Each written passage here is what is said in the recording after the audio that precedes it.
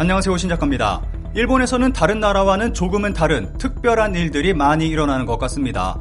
오늘은 일본에서만 일어날 수 있는 황당한 일들을 소개하겠습니다. 인터넷 쇼핑몰의 함정, N이 아니다. 통화기호가 중국 위안화와 같아 구입가격 20배, 국민생활센터가 주의 환기. 통화기호로 사기를 치는 일이 벌어졌습니다. 지난 4월 19일 일본의 국민생활센터가 인터넷 사이트에서 쇼핑할 때 통화기호 주의보를 내렸습니다. 특정 쇼핑몰에서 물건을 구입한 후 일본 엔이 아닌 중국의 위안화로 결제됐다는 신고가 급증했기 때문입니다. 이렇게 구입한 물건은 20배가 넘는 가격을 지불하게 되는 피해를 입게 됩니다. 국민생활센터는 피해 사례로 가격이 1680엔으로 기재된 캘리그래피 책을 구매한 소비자를 소개했습니다. 신용카드 결제 후 홈쇼핑 사이트에서 온 결제 확인 메일에는 1680엔으로 기재되어 있었지만 카드사 결제 알림에는 32,916엔으로 나타난 것이었습니다. 중국 위안화를 N인 것처럼 속여서 물건을 판매하고 있었던 것입니다. 중국 환율로 물건을 구입하게 되면 20배 이상의 가격 차이가 나게 됩니다. 그런데 사이트는 모두 일본어로 되어 있고 결제창에도 N표시만 되어 있어서 누구도 의심하지 않고 물건을 구입했던 것입니다. 일본 N은 N이지만 중국 원은 위안으로 표기하고 있습니다. 머리 글자가 Y라서 같은 통화기호를 사용하고 있는 것을 악용한 것입니다. 국민생활센터에 따르면 올해 1월부터 현재까지 접수된 피해 상담은 100건이 넘는 상황입니다. 국민생활센터는 일본인 용어로 분명히 장사하고 있다면 특정 상거래법을 준수할 필요가 있다. 그것을 지키지 않았다는 것은 법률 위반이다. 라고 전했습니다. 소비자들은 해당 업체에 주문 취소와 환불을 요구했지만 업체는 대부분의 문의에 회신하지 않고 있습니다. 일부 회신에는 쇼핑몰 사이트 지원 페이지에 통화는 중국 위안화라는 답변을 써놨다. 온전히 소비자의 책임이라고 밝힌 것으로 알려졌습니다. 현재 해당 사이트는 폐쇄돼 도메인을 검색해도 나오지 않고 있습니다. 일본의 전문가는 주의를 당부하며 이미 피해를 입은 건에 대한 환불은 어려울 것이라고 전했습니다. 관련 기사에 달린 일본 네티즌들의 반응을 짧게 살펴보겠습니다. 아마존 입점 업체나 SNS 광고와 마찬가지. 어쨌든 중화계는 먼저 사기나 과대 광고를 의심해야 한다. 차별하려는 게 아니고 그만큼 조심하는 게 자신을 지키는 거라고 생각한다. 일본 N이라고 생각했던 우리 딸도 눈치채지 못하고 20배 가까운 가격을 지불했습니다. 문의 메일을 보낸 것 같은데 처음에는 무시당하고 다시 문의했지만 또 무시당해 결국 당하고 말았습니다. 쓰라린 경험이라고 생각하고 포기했습니다. 억울해하더라고요. 그런데 이 외에도 비슷한 일이 일어나고 있었다니. 이건 오래전부터 생각하고 있었던 건데 이건 너무 싸지 않아? 라고 생각이 들어서 자세히 살펴보니 단위가 위안이었다. 불친절하게 표시된 사이트는 믿을 수 없다. 시세를 아는 상품이라면 너무 싸니까 수상하다고 생각해서 사지 않겠지만 처음 보는 상품은 시세를 몰라. 이거 편리할 것 같아 사볼까? 가격은 이 정도구나 하고 샀더니 사실 20배 가격일 수 있다. 이런 일본에서는 속옷과 관련된 사건 사고가 많이 일어나고 있습니다. 빨래방 속옷 훔치려고 건조기 불색, 제지한 점주 보닛에 올려놓은 채 차 발진, 속옷 때문에 황당한 일이 벌어졌습니다. 지난 3월 일본 이바라키 경찰은 자동차 정비사로 일하던 27세 남성을 사후 강도 혐의로 긴급 체포했습니다.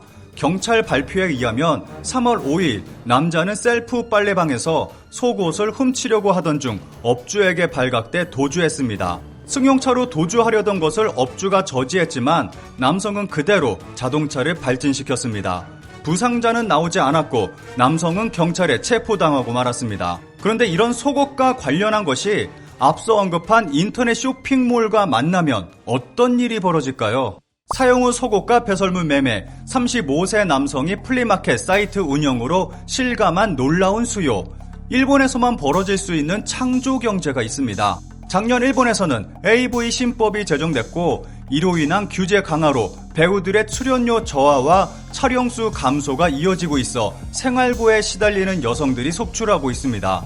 AV 신법 주요 내용은 다음과 같습니다. 계약, 서면 체결, 교부로부터 1개월간 촬영 금지, 모든 촬영이 종료되었을 때부터 4개월간은 공표 금지, 발매 금지는 아님, AV 출연 후 1년간, 신법 시행 후 2년은 2년간 무조건 출연 계약을 해지할 수 있다. 다만 출연자는 계약 해지를 해도 손해배상 책임을 지지 않는다. 이런 AV 신법은 오히려 일본 AV 업계에 악영향을 끼치고 있습니다.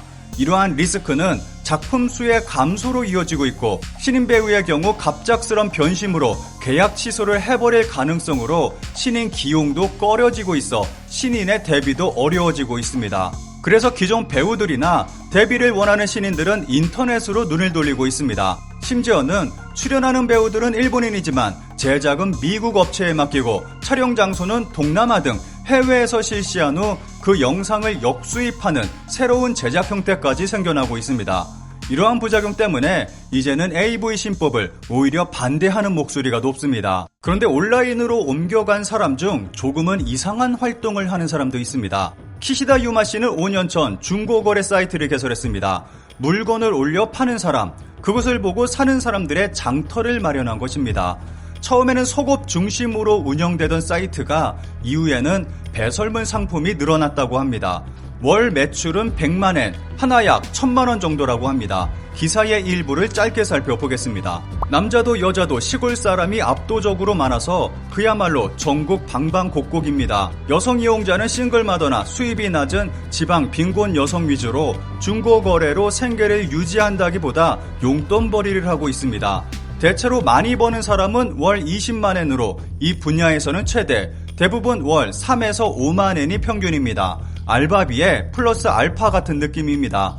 여성 이용자는 80% 이상이 지방거주라고 한다. 사용이 끝난 속옷을 판매하는 여성은 18세에서 20대 후반이 메인, 구입하는 남성 이용자도 80% 이상이 지방에 거주하고 연령은 40, 50대라고 한다. 기사에서 소개하는 모든 내용이 비현실적이고 이상하기만 합니다. 일본 네티즌들의 반응을 짧게 살펴보겠습니다. 시골 사람이 많다. 비료용? 사람은 다 제각각이지만 역시 배설물은 무리야. 이런 더러운 걸 배달하는 배달 기사가 불쌍하잖아. 그만둬라. 이런 일본은 AV 역시 굉장히 일반적인 문화라고 볼 수 있습니다. 일본에서 AV가 얼마나 대중적인 것인지 잘 보여주는 사례가 있습니다. 길을 가던 여성을 인터뷰하는 일본 TV 화면입니다. 통신사에 문제가 발생한 것에 대한 인터뷰를 방송하는 모습입니다. 도쿄 디즈니랜드 개장 35주년에 대해 인터뷰하는 여성입니다. 폭염이 이어지자 빙수집을 찾은 손님을 인터뷰한 영상입니다.